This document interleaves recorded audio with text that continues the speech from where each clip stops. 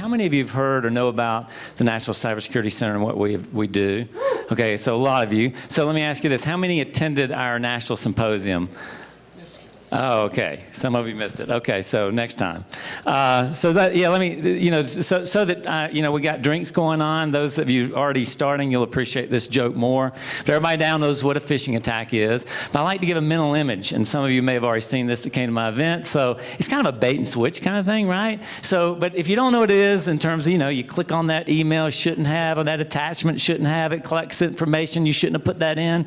So this is what a bait and switch looks like. See, going, switch. Yeah, and that's harsh, but and crying. Yeah, one more time. Yeah.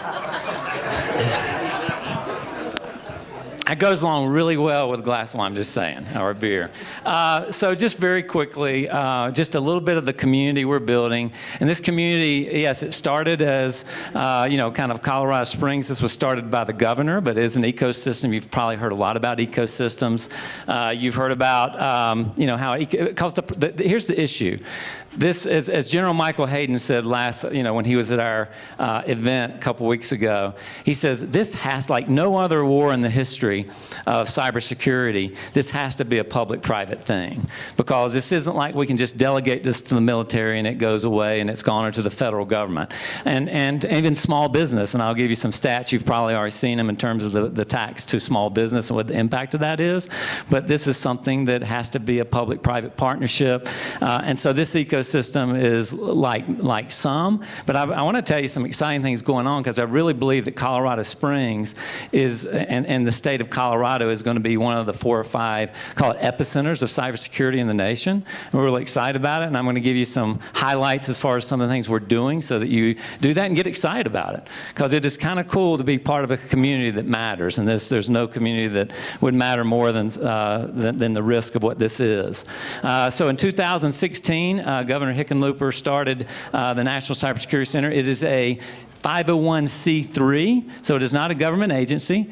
We want to be independent. That means absolutely objective. Therefore, even though we do seek some grants and it's public-private, I do not want to be beholden to any of those, let's call it, parts of the ecosystem, because we want to be, again, independent and objective, and be, therefore, everybody sees us as absolutely honest, not even a suspicion of impropriety in terms of anything we do, and absolutely credible. Now, how do we build credibility? It's with the ecosystem. So a lot of you, as you are in this area, we rely on a lot of our community to help us with the ecosystem and the expertise that some of you have graciously helped us with and been a speaker at some of our events and some of our classes.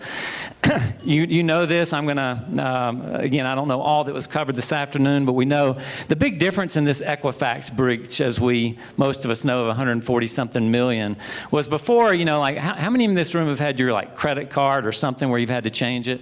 Almost everybody. Now, it used to be a year ago, it'd be half the room. Now it's everybody. I just had it happen this week again, by the way. But anyway, the difference in the Equifax breach was the whole concept of, oh my gosh, now it's our personal identities, it's our Social Security. You can't just change a number, your Social Security number. You can change your credit card number, but not your Social Security number. And I happen to know that I believe I'm one of these, because soon after this, some of you have heard this, but I was called by my bank on a Monday morning. And they said, hey, Vance, somebody called in and said they're Vance Brown. They had your Social Security number. They had your birth date. They had your wife's Social Security number. They had her birth date. And I'm like, that's pretty bad. How much money do they get of yours? Because I'm not, hey, you're liable, not me, is what I'm trying. Because I assume, of course, they've got all my credentials. They got the money. They said, well, we didn't do that. We have great cybersecurity here. And I said, tell me about it, because I'm in the field. And they said, well, we picked up the phone, and we called you, and gosh, there was this southern accent on the other end of the phone. That wasn't who we were talking to. And so there it is. So from the National Cybersecurity Center, the first thing you need to know, get a southern accent, okay? Number 2, make sure in your phone recording, don't just let it go to this is 719 or 303. Make sure it's a real thing. So anyway, that was a little scary in terms of that's what protected me that day. I think it's getting better, and it needs to get better. And then you also know these state-sponsored attacks, which I know you probably can't talk too much about, but I sure can. This is... we're a 501c3, baby. We can say what we need to say.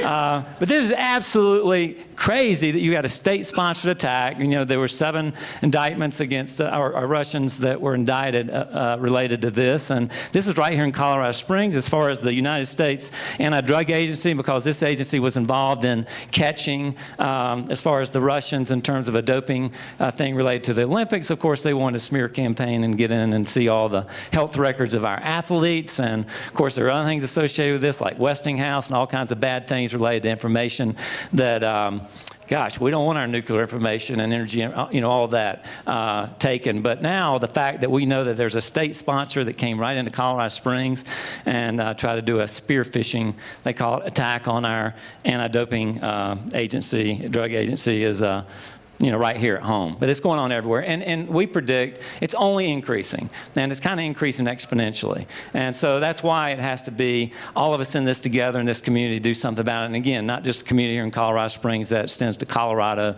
that extends to the nation and the world. So the damages, I did pull up a couple of damages statistics, which you may have already seen related to small businesses.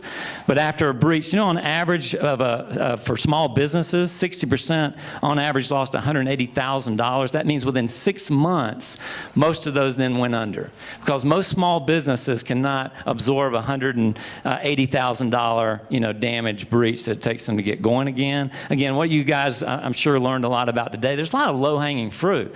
Like you look at the Colorado Department of Transportation, you know how they recovered, right? They had a backup that was separated from the network. It wasn't, you know, backup in the network so you can still get at it. It was actually a backup. Some of this stuff, if you've been in IT for long, this is 101 stuff. But truly, there is 101 stuff that you can do that, you know, reduces your chance of being breached and penetrate, you know, some kind of penetration, you know, dramatically, like 80, 90%. But that, just so you know, that I showed the phishing thing at the very beginning, because according to the FBI, you know, that 90% of all penetrations into organizations come through a phishing scam, you know, through one of those kind of email things. So, you know, it's 101 kind of stuff. We got to train our employees on what not to click on, and we've got to do some of the basics well, and, you know, they'll move on. Also, 71% of all data breaches affected companies with fewer than 100 people on the payroll. This goes to, you know, small businesses once again. And then by 2021, there will be, we predict $6 trillion in global cyber crime by 2021. So we believe, as do others, that, you know, why do we need hope? Because there's a real problem here. You know, Houston, we have a problem. We've heard many people say from the business side, like Warren Buffett, this is the greatest threat facing humanity, to others that have spoken at our conferences, such as, this is a picture if you weren't at our conference, last year, General Petraeus.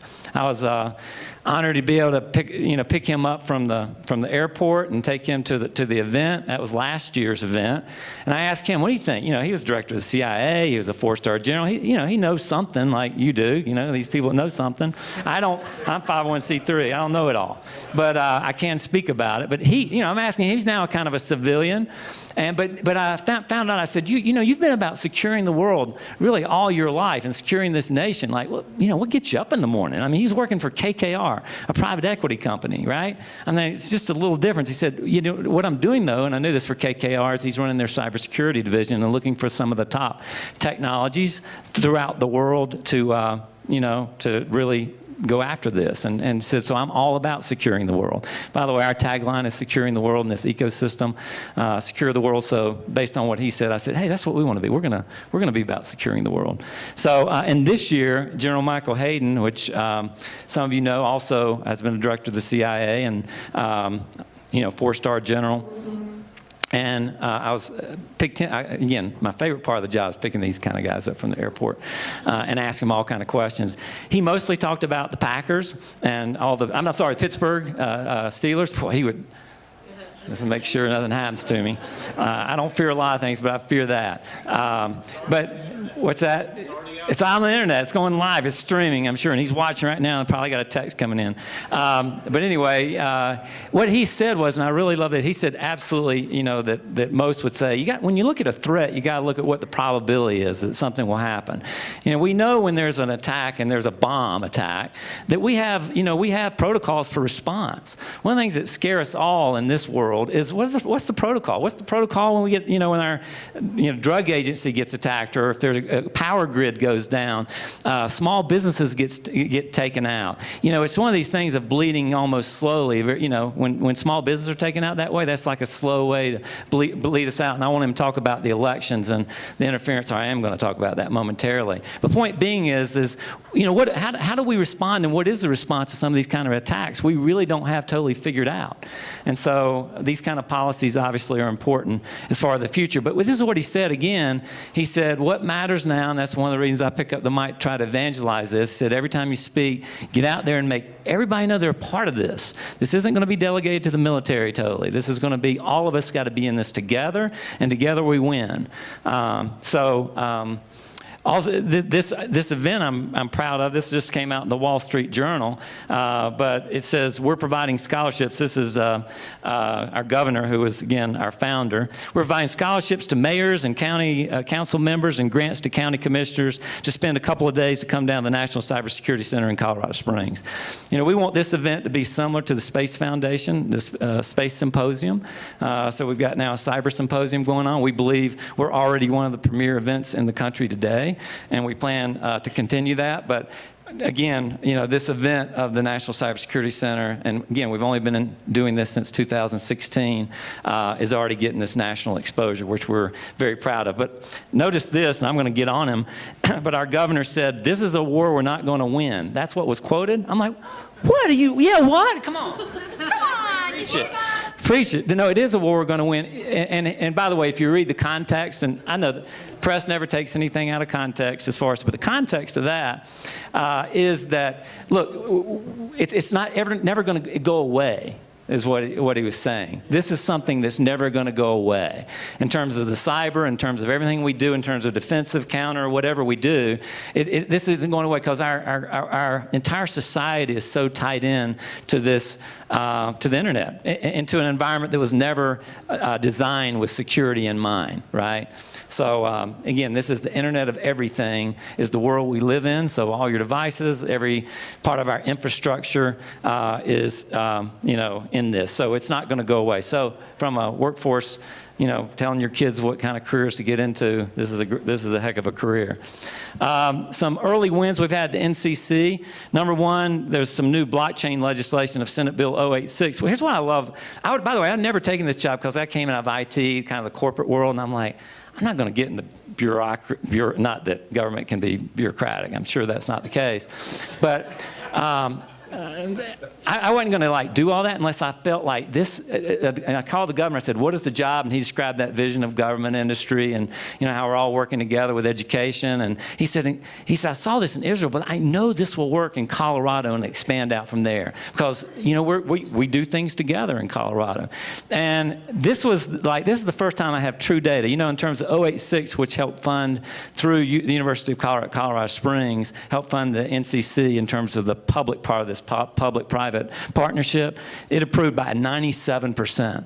Now, show me any legislation these days that gets approved 97%. I think that's pretty awesome. So Colorado is going to be an epicenter of this cyber battle, because why? This community works together. This isn't a bipartisan issue. This is an issue that is being addressed not only by this city, but by this state, and we're doing it together, and we're already impacting the nation. Another thing we sold out is this Cyber for Executives course. There is talk and there is proposed legislation out there about, when these companies, banks, whatever, are taking our credit card information, our social security numbers, whatever kind of information, shouldn't there be some kind of standard of care? I heard the GDPR, right, what they're doing in the EU.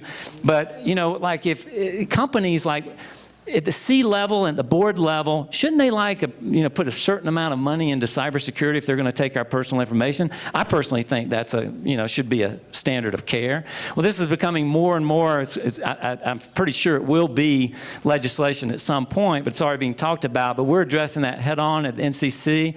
We had at the governor's mansion, we had 25 to 30 C-level board members from really all over the country come and learn about, wouldn't you as a board member of a public company want to know about GDPR that, you could have 4% penalty if you do not do the right thing by this, as far as penalties? 4% of your revenue. 4%, not your profit, 4% of your revenue. So think of Google, for instance. 4% of that's, that's probably a little bit of money. So anybody should want to know about this, and we as citizens should want to make sure that not only our public and elected officials are informed, that's a big part of our charter of what we're doing, but also, the business community and certainly public boards, C-levels, and you guys, small businesses, and, how we can serve you. And just know this is that also a big part of why we were formed is by the governor was not just related to, training of public and elected officials, but he had a huge heart for small and mid-sized businesses. I heard that over and over and over. So we also are developing more and more, trying to develop programs for the small to mid-sized business. We think that's a big part of our charter. This was done at the governor's mansion, as you can see, and hey, look at that. We're very proud. By the way, all the articles you write about NCC we're very proud of, and I should put some of these up here. But this is also covered in the Wall Street Journal that CEOs need to know about cyber attacks, and here are the questions to ask. And so the Colorado's National Cybersecurity Center plans to hold its first training session tailored for the business executives. So I love that they are picking up on our local press, which is doing a phenomenal job of getting the word out about what we're about, because I see a couple of them at this table. So I want to shout out to you guys of thank you for being a part of getting the word out. And then it's being picked up all over the country and all over the world in terms of some of how we're engaged. What about election interference? If you talk about the #1 issue in cyber, given if it's the #1 potential threat to our world today, given its probability, the #1 issue that's talked about today, especially before elections, is this whole election interference. Because it is true that there were, in terms of voter registrations, Russians did get into some of our voter registrations in 2016, and what they're trying to do as far as this election interference is they're trying to undermine the faith in the American democracy, we believe. And we're not the only ones. And a Gallup poll says that only 35% of Americans are very confident in the integrity of our elections. And that graph is moving downward in terms of the confidence. So one of the things we're doing, we had our Secretary of State, Wayne Williams, come down to our offices, and I was trying to get what's some low-hanging fruit. What are some of the things we can do at NCC to start helping and doing something in this direction? And he said, and I need something that's, if we're looking at, one of the things we do is we look at emerging technologies and try to bring in some emerging technologies throughout the world. For instance, we do have a relationship with KKR, and we're now looking at these cyber technologies. What ones that are very early stage could we bring into Colorado to incubate and accelerate? And we're doing some of that through the nonprofit accelerator called Exponential Impact. But so we're looking at blockchain technology. Some of you have heard about that. Yes, blockchain is known well for its Bitcoin application, but that's no different. That's an application built on the blockchain, just like first application I used on the internet was email. But we know today that the internet is a lot bigger than email, right? So, blockchain we think has a lot of hope for the future, because if you think about blockchain is a single point of failure. The databases today are a single point of failure. And the interesting thing about blockchain is it's distributed, it's decentralized, so that you can't just attack a single point in order to attack it. So it changes the whole economics of the war.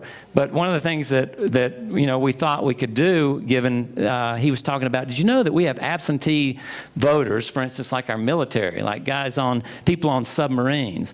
And when they submerge, they're under for 30 days. And, when they're in these, call it high-risk areas or moments, they don't even sometimes get the opportunity to vote. And when they do vote, you know how they vote? Email, okay? And so, we thought, well, we can do absolutely as well as email by doing a pilot with blockchain. So we're working with some organizations, including a federal agency that we can't I can't even I thought I said I could disclose anything as a 501c3. Well, we have a confidentiality agreement. We can't.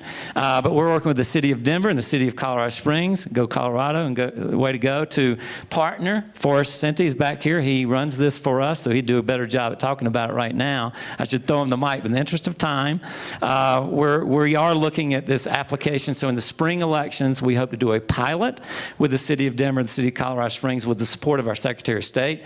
Everybody looking over this. And we're going to be we think we're going to have the largest scale election on blockchain.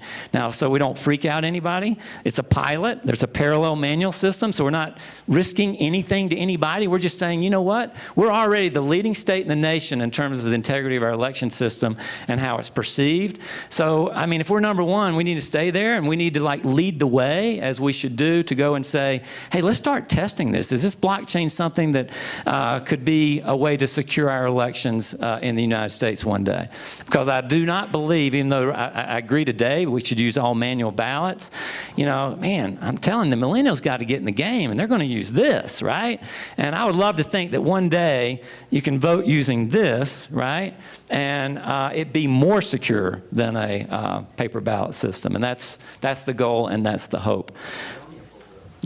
Boom, right there. Estonia pulls it off. Why can't we? We have a little bit bigger, than Estonia to deal with. But the point is it would be absolutely wrong for us to sit around and do nothing and wait and not try it, right? And so Colorado is going to be one of the states leading the way in this area. So Wall Street Journal has also covered this, where they said the National Cybersecurity Center, a Colorado Springs-based nonprofit organization, is working with the cities of Denver and Colorado Springs to develop the app and will oversee the program. We've also we're receiving some private foundation money to help drive this. So, we're pretty excited about some of the successes there. And Forrest, kudos to you, bro, for what you're doing. Way to go. What about the global workforce deficit, which they say by 2021, 3.5 million unfilled cybersecurity jobs?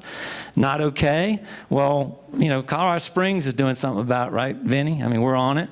And what we're doing in terms of, the military that come here, they could be, let's say the retired military, what they could do to be moved into cybersecurity. Those are the kinds of programs we're looking for. But this is an issue that we're looking at with all the universities and, Pikes Peak Community College. Anyway, working together with every type of secure set, every type of way we can solve this. But it's a real problem. And I'll tell you, one of the biggest problems we see when we're out there is that when I go in some of these K through 12 rooms that are let's say high schools that teach cybersecurity, which, by the way, there aren't many. There's only like 10 in Colorado. In Denver alone, there's not a high school that has a cybersecurity program. Number one issue, threat facing the world, they've got maybe computer science, but not anything focused on K through 12. Well, one of the things we're doing is we've worked with Pikes Peak Community College, with D11, Bill Tomio, D49, Peter Hiltz, and we have stood up regionally a CTSO. If you're familiar with the Future Business Leaders of America, if you're familiar with DECA, they are programs like that are CTSOs. That's a Career and Technology Student Organization. For instance, DECA has like 200,000 kids in that kind of program. Well, why isn't there a program like that in cyber, you say? Well, my answer is we're doing it. And there's already a regional program, and we're standing this up with NCC nationally. And so we hope within the not too distant future there will be a national program through the NCC supported by Pikes Peak and D11 and D20, all working, again, community, working together to stand this up. I tell you, and we have been doing these cyber camps. This is a picture that almost makes me want to tear up. We walk in our cybersecurity headquarters over there in Nevada, and you see these kids all wearing these cyber shirts and getting excited about cyber. And one of the things I was getting ready to say that I noticed in high school is we got this big deficit in terms of the workforce. And I go into some of these high school rooms, and no lie, there might be 20 people in it, and there are 20 white males. Not okay. Right? We're not going to solve this problem with just white males. From my perspective, my wife would say, especially this white male. It's not going to happen. And so what is it about, and we've been asking, what is it that come about ninth grade, for instance, the girls saying, that's not too cool, I'm not going in that area. which is just, it's sad. I was at the Air Force Academy sitting at a table with some of the cadets, and there was a young lady cadet, and I said, hey, thought about going into cybersecurity? And she said, I'm a psychology major. I would never go into, cybersecurity. I'm like, are you kidding? I mean, you know that 92% of all penetrations are basically, that social engineering, the first scene, the first video I showed you. It's here. It's a war of the mind and going after. So psychology and sociology and all those things, it's big time. It really matters. So a lot of it is awareness and making sure that these kids understand you not have to be in STEM to have a huge impact in this battle. But I think we've got to impact the stereotype of why is it that females and minorities are not doing this. We don't know totally, but we plan to figure it out and to try to make an impact and a dent in that, because it's not all right. Yeah, come on. And we already have had relationships with Pikes Peak Community College. Colorado College, for instance, housed our accelerator incubator program for cyber technologies that came into the region, and so they partnered with us there. Pikes Peak, we said, has partnered with us in multiple ways. They were helping us put some of our programs online. So they were up at that Cyber for Executives course, and they also helped us by filming it and helping us get that online. And then they obviously are helping us with the K through 12 CTSO program. And so we're very grateful for and by the way, University of Colorado Springs, we have to be married, because the legislation, they're the ones that were called out, and we get our contract through them. There's a scope of responsibilities that we have, and if we don't do them, we don't get any future funding, we're going to crush them. I mean, we're going to meet the requirements, because this matters and we're fired up about it. But the point being is they've been an amazing partner, and we're working together on that. But we get to announce now, just as the last week or two, that we also are working with the United States Air Force Academy. We're working on a CRADA agreement with them. I'll give you an example of how important I think this is. I was talking to one of the top VCs in Israel, which in Israel, about probably 30% of the best technologies in the world are coming out of Israel. And I was asking a VC, well, how do we get some of those to Colorado and help them, some of those top technologies? And the person said, wow, if you have the National Cybersecurity Center you're right there in Colorado Springs with that DoD presence and all those military installations that you've got going on there, and you have the United States Air Force Academy there with this cyber program that it's doing, if you have that, they're going to come to Colorado and Colorado Springs. And so this is the start of that. We're doing this relationship and agreement with them, but I don't know if all of you knew this, but the Air Force Academy has the most funding for research of any undergraduate program in the United States. They're the world's first ABIT, which is Accreditation Board for Engineering and Technology, that's accredited for cyber science program.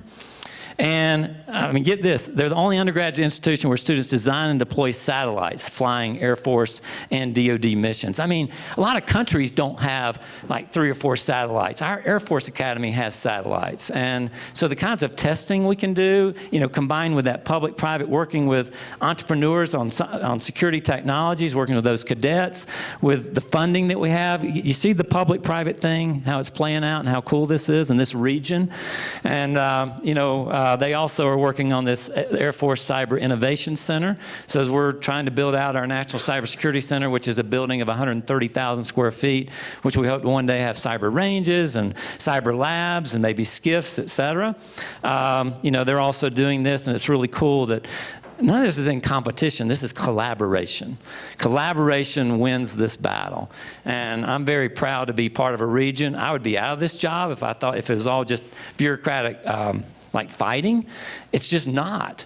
It's incredibly synergistic. You and this community have a lot to be proud of, because you really are part of a community, a city, and a region that is willing to work together, put the politics aside, and say, let's win this. So thank you. What I wanted also to showcase is exactly what Vance talked about, or what many of our instructors talked about today. I'm not getting on that stage again, if that's what you're wondering about. It's not happening. It's the collaboration we have in our community. So who you saw today, Gretchen Bliss was upstairs with Pikes Peak Community College. Vinny was here with the Colorado Springs Chamber and EDC. We have Lawrence Wagner with Spark Mindset, who's a part of many of our organizations to teach workshops for Senti, Amnet. We had the Better Business Bureau come on stage because of our collaboration with them to create a new badge of recognition for small businesses that are becoming cyber secure and implementing the right infrastructure and maintaining it. We have the National Cyber Center, as I mentioned. We have an entrepreneur, TechWares, who is in the industry just taking all of our scrap and creating amazing, amazing accessories and things that we can use on a daily basis. So thank you for being here, Drew, and thank you for the centerpieces. But really, there's a lot of collaboration happening in here. We have SCORE here with Judy, our partners in the Small Business Administration. The Small Business Administration was here as well. It takes a village to create what we've created today and what we've created with the National Cyber Symposium and just everything that you see. The Business Journal has done an amazing job talking about that as well. So thank you, Colorado Springs Business Journal, for being our partner today as well.